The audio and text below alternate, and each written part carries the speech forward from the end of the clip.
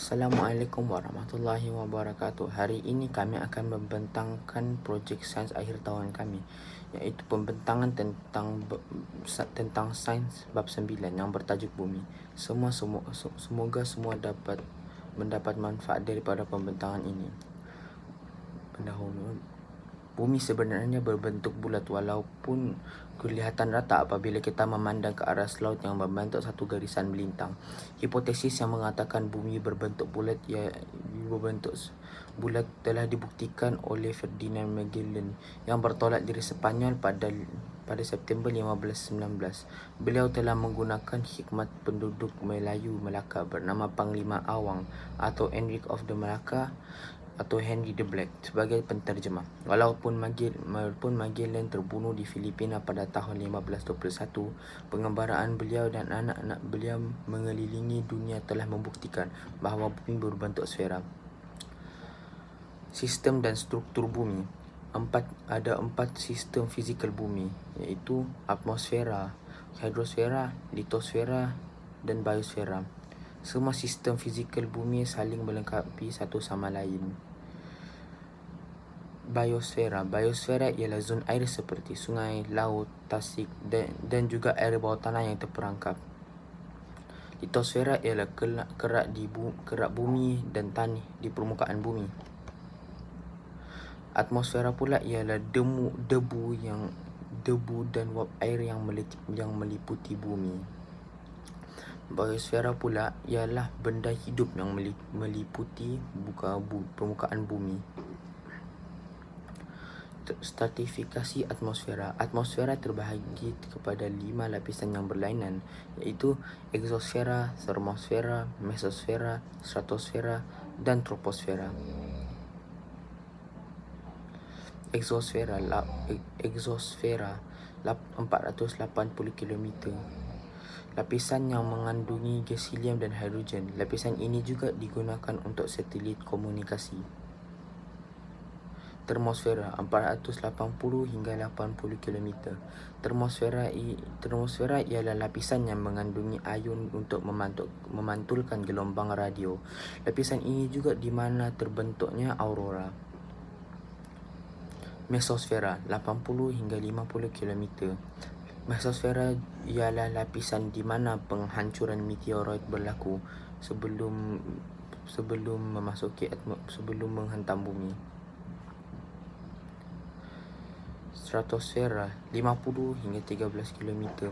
Stratosfera ialah lapisan yang stabil dan sesuai untuk penerbangan kapal terbang. Terdapat lapisan ozon yang menyerap sinar ultra ungu. Tetapi terdapat masalah bahawa lapisan ozon semakin menipis kerana pembebasan klorofluorokarbon. Troposfera 13 hingga 1 km atau 13 km saja. Troposfera ialah lapisan paling rendah dan awan, angin dan salju lapisan paling rendah, dan lapisan ini jugalah di mana awan, angin dan salju terbentuk. Semua benda hidup bernafas dalam lapisan ini. Hubungan tekanan udara dan altitude. Semakin tinggi altitude, semakin rendah tekanan udara dan suhu. Stratifikasi dalam laut. Lautan kita terbahagi kepada 3 lapisan, iaitu zon permukaan, zon tengah malam dan zon gelap. Zon permukaan. Zon ini sesuai untuk pertumbuhan alga dan kebanyakan kehidupan marin tinggal di sini kerana cahaya dapat menembusinya. Zon tengah malam. Zon ini hanya ada sedikit cahaya atau tiada cahaya langsung.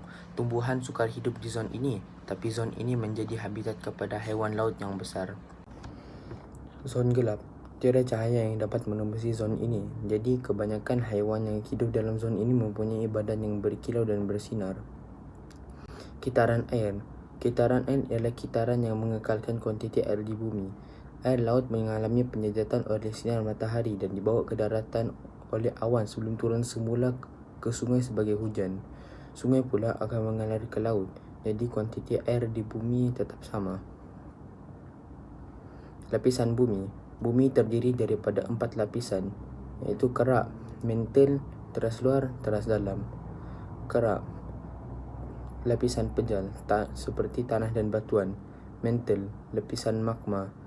Teras luar, lapisan separuh cecair ataupun batuan lebur. Teras dalam, lapisan pejal kerana tekanan yang sangat tinggi. Bumi ialah planet yang menjadi rumah kepada semua benda hidup. Dalam sistem suria kita, hanya planet bumi sahaja yang menyokong kehidupan. Ini kerana kehadiran suhu yang sesuai dan air dan oksigen. 9.2 Bahan bumi.